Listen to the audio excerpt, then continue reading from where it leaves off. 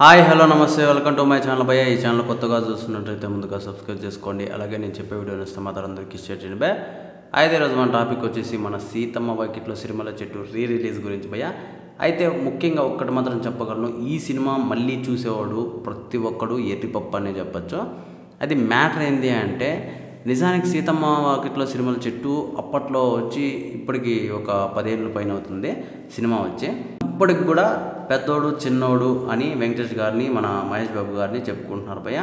అలాగే సమంత గారి బొంగమూతి అనే కాన్సెప్ట్ కూడా చాలా వరకు వైరల్గానే అవుతూ ఉంటాయి ఎప్పుడు చూసుకున్నా కూడా.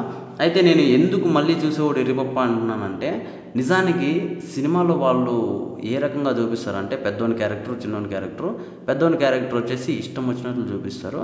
అంటే అది ఎలా అంటే, పెద్దోడు వాడు చేసే పని నచ్చకపోయినా కూడా, వచ్చేసినా కూడా, ఇంటికి వచ్చేసినా కూడా వాడిని మాత్రం సినిమాలో మనం చూసి ఓ వాడి క్యారెక్టర్ గొప్పది అదే అంటాము. అదే మనం కూడా మనం బయట ఏదైనా పని చేస్తూ అలాగే జాబ్ చేస్తూ మనం మానేసి ఇంటికి వచ్చామనుకోండి, మనల్ని అయితే ఒక రేంజ్లో అయితే వేసుకుంటారు భయ్య. నేను అదే అంటున్నాను, సినిమా వరకు చాలా హ్యాపీగా చూసే జనాలు రియల్ లైఫ్కి వచ్చే కొందరికి చాలా ఇదిగా చూస్తారు. అలాంటిది మనం సినిమాని ఈ రేంజ్లో హిట్ చేసాం కదా.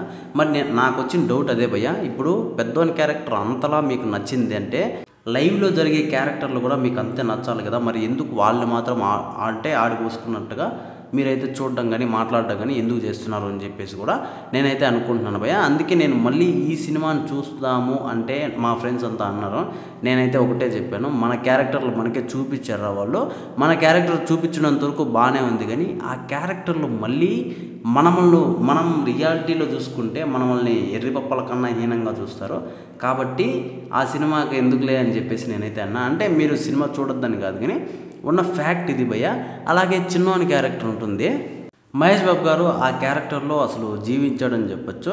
అంటే మనోడు లక్షల్లో శాలరీలు వస్తాయి, కాకపోతే మనోడు వాళ్ళ అన్న గుర్తొచ్చి అదే టైంలో నాకు నీ జాబ్ వద్దు ఏమి వద్దు అని చెప్పేసి ఒక యాటిట్యూడ్తో బయటకు వచ్చేస్తాడనమాట.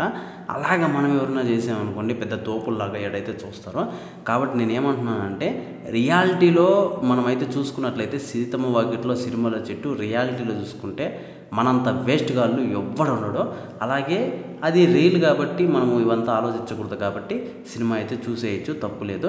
అయితే మార్చి 7వ తారీఖున అయితే రిలీజ్ అయితే అవ్వబోతుంది, అంటే రేపే అవ్వబోతుంది. మరి మీరు ఏ రకంగా ఈ సినిమా కోసం వెయిట్ చేస్తున్నారో, అలాగే మీకు నేను చెప్పింది ఏదైనా కనెక్ట్ అయిందో ఒక్కసారి ఆలోచించుకోండి, మీకే అర్థమైపోతుంది.